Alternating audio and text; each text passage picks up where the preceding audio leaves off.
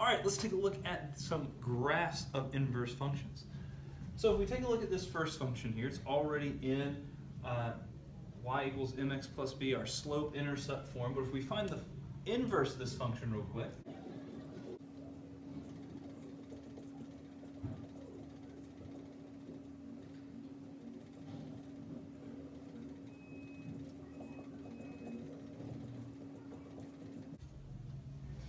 all right, so if we're taking a look at the graphs of these, first of all, let's take a look at the original one. I'll do the original one in red.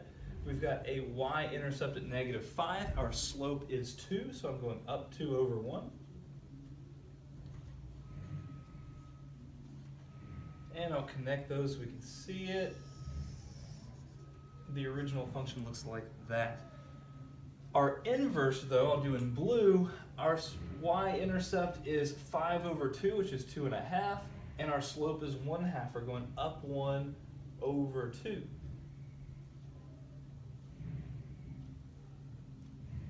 And when I connect these points,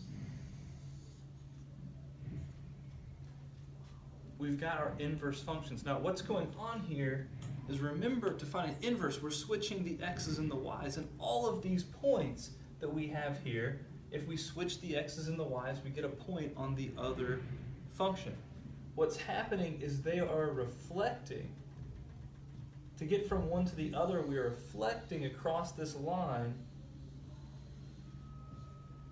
and this line is where y equals x.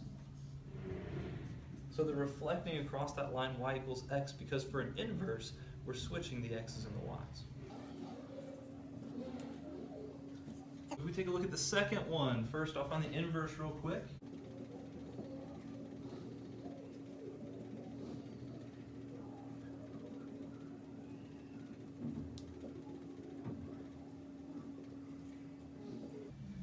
So now let's take a look at the graphs of each of these. I'll do the original one in blue. It is a quadratic with a y-intercept of 1, no reflection and no stretch or shrink, so it looks like this. The second one is a square root function where it intersects the x-axis at 1 right here. It looks very similar to a parabola, but it is both positive and negative of that square root function, so it appears like this. If you graph it in your calculator, we would need to do 2 functions, because this does not pass the vertical line test by itself. As we can see here, this is not a function, but we have the positive and the negative square root.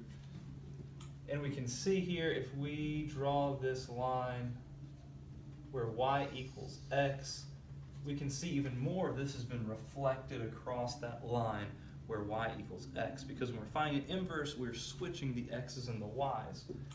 Where we have the point right here, that's the point 0, 1. We have right here the point 1, 0. And so for each point on here, if we exchange the x's and the y's, we get a point somewhere over here on this other function.